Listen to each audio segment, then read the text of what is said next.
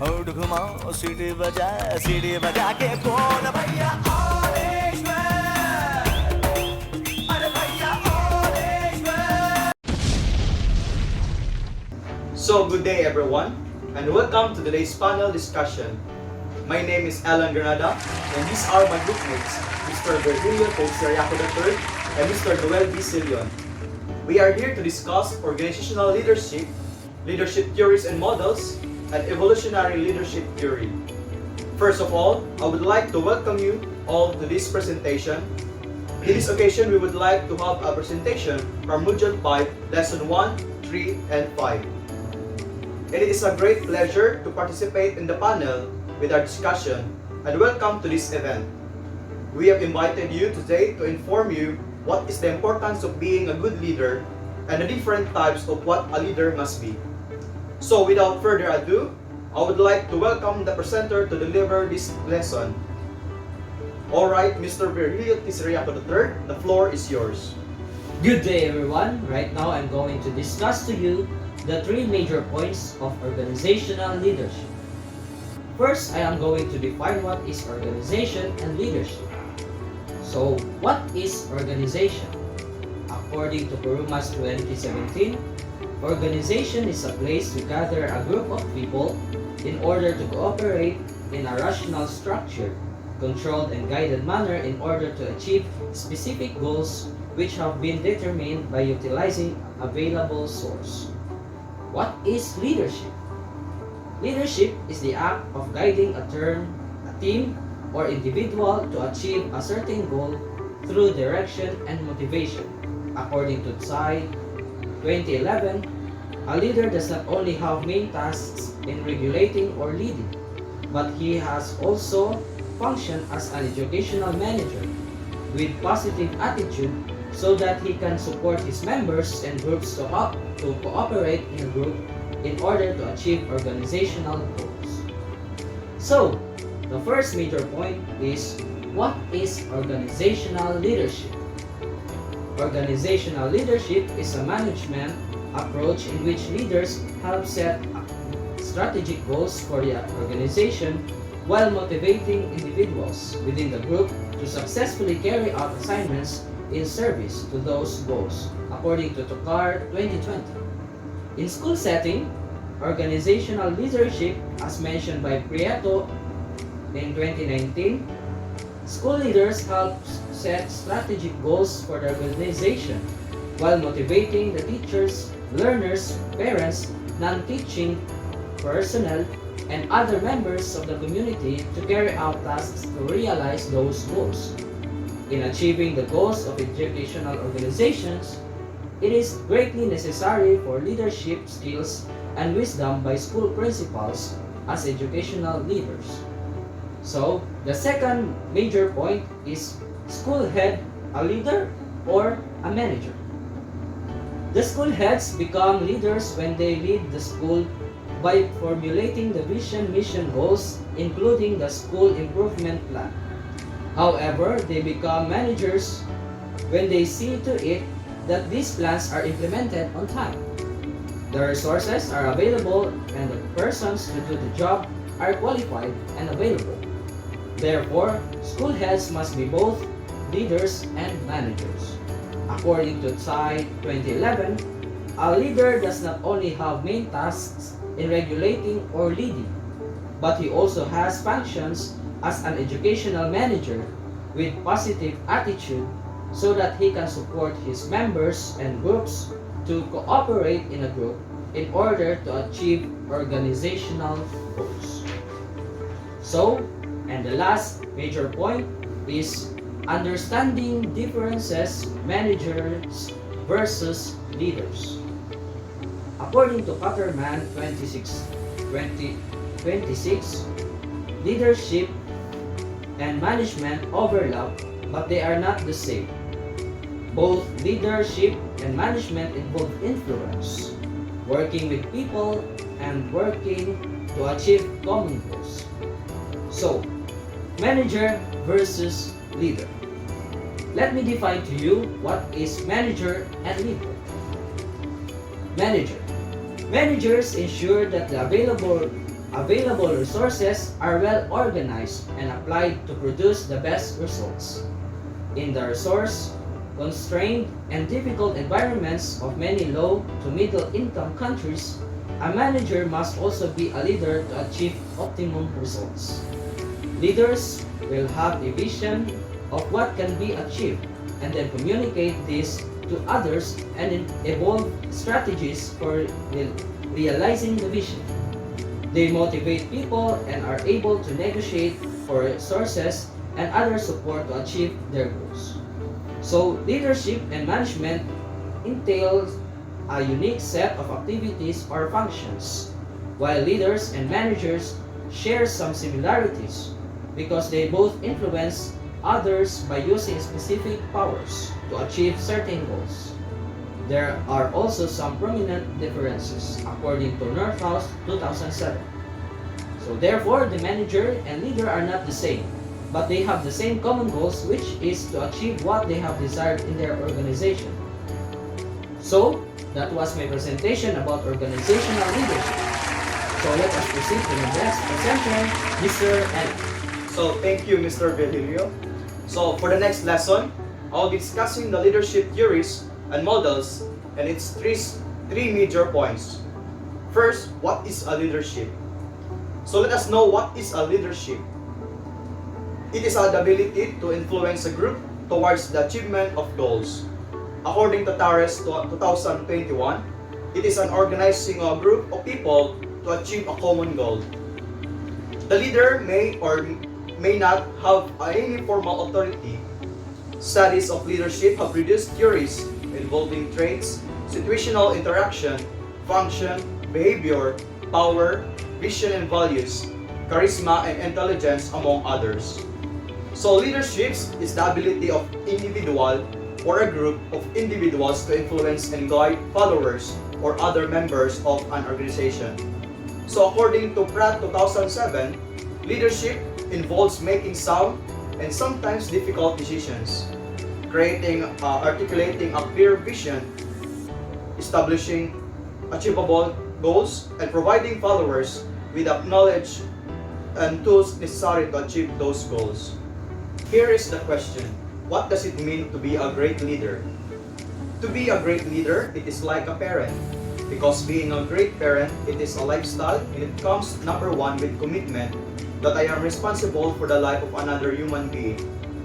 Parenting, the closest thing to leadership, requires you to be a limitless student of parenting. If you know you want to be a parent, you ask friends, teammates, and brothers and sisters in Christ, and also by reading various books. But whatever it is, you are always thinking about how to deal with an never-ending challenge to be a great parent, which is full of ups and downs, achievements and disappointments. Just like leadership, the leaders must listen and learn how to receive feedback from his or her member. The leader must learn how to have effective confrontations, how to discipline when necessary. A good leader can inspire everyone in an organization to achieve their very best. So the next question, how is boss different from leader? There is a video that I saw on Facebook about the difference of being a boss and a leader, and it caught my attention. Being a leader is not like a boss who always demands from his or her members. The boss always says I, while the leader always says we. Because bosses are blinded by pride, while leaders can really see. A leader always asks, the boss always commands. See, a boss point fingers, but a leader extends a hand. A boss says go, the leader says let's go. The leader considers ideas. The bosses say heck no. See how the boss pushes you down, but leaders will lift you up. Because a leader gives love, but the boss, he uses people, abuse people. The leaders groom people, they look for what is good inside, and improve people, the leader. Improve the people. The leader have mastered the art of inspiration, not like the boss, they mastered the art of manipulation. So, the second major point is the leadership theories. So the question about this is, why is leadership theories important? So leadership theories is very important because according to Cherry 2021, leadership theory it seeks to explain how and why certain people become leaders. Such theories often focus on the characteristic of leaders, but some attempt to identify the behaviors that people can adopt to improve their own leadership abilities in different situations. Leaders have goals or focus and can convince or influence others to follow them. They concentrate on the characteristics and behaviors that people might use to improve their leadership qualities. Strong values and strong moral standards are among the generate better leaders feel are essential for effective leadership. Leadership theories emphasize the traits and behaviors that individuals can adapt to boost their own leadership abilities. So the next question is, what are the 5 different leadership theories and how we use to it? First is the great leader theory. Second, the trait theory of leadership. Third is the contingency theory. Fourth is the situational leadership model. And the fifth is the behaviorist theory of leadership. Now let us see all this theory in detail. First is the great leader theory. This theory believes that leadership is an inborn quality. It asserts that leaders in general, and great leaders in particular, are born as a leader and not made. People who are born with the necessary attributes that set them apart from others, and that these traits are responsible for their assuming positions of power and authority. According to the great man theory, some people are born as truly remarkable individuals who are destined to lead. 1 out of 6 hero classes, they will use the word and its events to find the path to become a great leaders. And these are the divinity, prophet, poet, priest, king, and man of unknowingly fooled by it. According to the great man theory, some people are born as truly remarkable individuals who are destined to lead. Out of 1 of 6 hero classes, they will use the word and its events to find a path to become great leaders. And these are the divinity, prophet, poet, priest, king, and man of letters. Great man theory can be very attractive and captivating, and some people are unknowingly fooled by it. The second is the trait theory of leadership. The trait theory is very similar to great man theory. It is founded on the characteristics of different leaders, both the successful and unsuccessful ones. According to trait theory of leadership, suggests that certain inborn or innate qualities and characteristics make someone a leader. These qualities might be personality factors, physical factors, intelligence factors, and so on. A trait is a defining characteristics, quality, or enduring tendency of a person. According to this research, traits are part of how we are born. They are woven into our DNA. Just like the color of our eyes, our heights, and our physical traits. We also have various personality traits. The traits theory of leadership says that leaders share a collection of distinguishing traits that the average person does not. So the third is the contingency theory of leadership. Supposes that a leader's effectiveness is contingent on whether or not their leadership style suits a particular situation.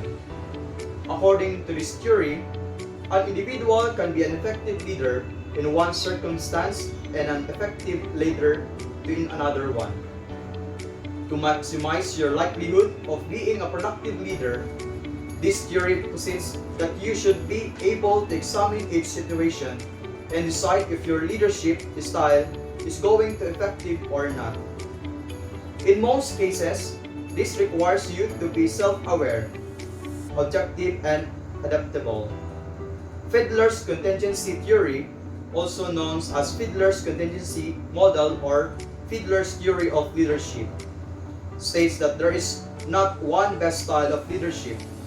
Rather, the most effective leadership style for any given situation is one that aligns with the situation at hand. Fiddlers believe that the right leader must be chosen for each job based on their skill set and the requirements of the situation.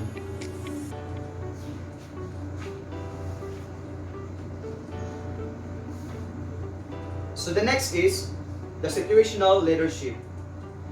Look at the leadership in different situations, and each situation that presents itself needs to be addressed differently. And for a leader to be effective, they must change his or her style to fit those situations. Situational leadership model is a framework that helps us to make this adjustment of our style only in a more deliberate way. So the framework's going to help us diagnose the situation and then select the best leadership style for the situation. In the model, the x-axis indicates the degree of directive behavior that the leader exerts, and that is the amount of direction that they give their team now. The higher the direction, the less the able and the team is to make decisions for themselves. The y-axis indicates the degree of supportive behavior the leader uses, and that is the amount of support they give their team. The higher the support, the more the leader helps their team to make decisions and perform their job. If the member of the group lack the precise abilities to complete the task but show motivation and enthusiasm, the leader will resort to telling the class what to do. When they are demotivated or unwilling to do the work, however, the leader will choose to direct them. When members have the experience and ability to do the task but lack of confidence to take on the responsibility, the leader will help or participate in the task completion. Finally, the leader employs a giving leadership style when the members are capable, willing, and confident. The next and the last theory is the behaviorist theory of leadership. In behavioral theory, it focuses on the specific behaviors and actions of leaders rather than their traits or characteristics. Behavioral theory suggests that effective leadership is the result of many learned skills. According to the behaviorists, leaders are not born with any special uniqueness, but they can be trained. And the traits that a leader must have can be taught and developed. Therefore, anyone in the class can be a leader, but they must have the proper environment and training for leadership qualities to develop. Schools must provide venues where these leadership potentials are discovered and nurtured. And that is my presentation, and thank you for the listening. Hopefully, my presentation will be beneficial for everybody. And now, let us proceed for the next presenter. Alright, Mr. Noel Silion, the floor is yours. Well, thank you. So, good day everyone. I would like to present to you this certain topic about evolutionary leadership theory. This theory was introduced by Professor Mark Van Watt. So, the first major point of my discussion is to define what is leadership, and to define what is evolution, and to define what is evolutionary leadership. So, what is leadership? So, according to an author, leadership concerned with the ability to influence others to achieve goals. So, basically, leadership is the one who influences and lead a group in order to achieve their certain goals and objectives. According to Robert Hogan, 2005, good leadership promotes effective team and group performance, which in turn enhances the well-being of the inconvenience. Leadership is frequently defined as a social, interpersonal influence relationship between two or more persons who depend on each other to attain certain mutual goals in a group. So it's very clear that the leadership has the ability to promote ways and effective results. So what is evolution on the other hand? So according to an author, evolution is a gradual process in which something changes into a different. and usually better and more complex form. So, what then is evolutionary leadership? So, according to Mark Van Vogt and Richard Brunet, evolutionary leadership theory argues that humans possess a specialized psychological mechanism for solving coordination problems through leadership and fellowship. So, let's move to the second major point of my discussion, the basic concept of the evolutionary leadership. So, the first concept is that evolutionary leadership refers to a leader's capacity to empower and mobilize others, including himself, herself, to be catalyst for redesigning and changing worldviews, cultures, and institutions for a more just and sustainable society. So, according to an author, evolutionary leadership has less to do with what you do and more to do with what they believe in and what they value in. According to Stefan Goldenberg's 2018, evolutionary leadership involves the deliberate underplay of two management functions, the strategic management and the management control. So what is strategic management? In strategic management, leaders cultivate the condition for companies' sustainable growth. Specifically, they perform the following three functions. They set direction, build resources, and create infrastructure. And what is management control? So management control acts to bring equilibrium to the expanding system. To do so, leaders must perform these three central functions. First, assure internal consistency and of infrastructure, resources, and direction. The second is compensate the selected perception. The third is appropriately limit developmental dynamics. So, from the system dynamics perspective, these three functions combine to form a reinforcing process called the strategic management loop, which strengthens the company's growth. But for the organization to remain viable or capable, this reinforcing loop must be reigned by balancing process, such as those three central functions of a management control. So let's proceed to the third major point of my discussion, the seven competencies of a evolutionary leadership. So the first competency is the personal evolution. Personal evolution competency support leaders in developing a complexity of consciousness and a new worldview through becoming a different kind of observer of the world. Personal evolution competency requires an ongoing effort to comprehend our human nature and consciously evolve our thinking in order to accept the world's complexity and transcend limiting ideas and assumptions that hinder our potential to create a more equitable, sustainable, and peaceful world. The second competency is the emotions and generative language. Evolutionary leaders use the power of emotions and language to bring forth new realities. This competency involves developing a philosophical understanding of language and its relationship with emotions, which allows for the conscious manifestation of new possibilities and empowers leaders to take courageous stance for a just, healthy, and sustainable society. The third is system thinking. So systems thinking provides effective methods for monitoring the dynamic system and results. It is a way for seeing the visible and invisible cause of our world's problem, as well as the technique or seeing the entire rather than the simple part. Fourth is the systematic sustainability.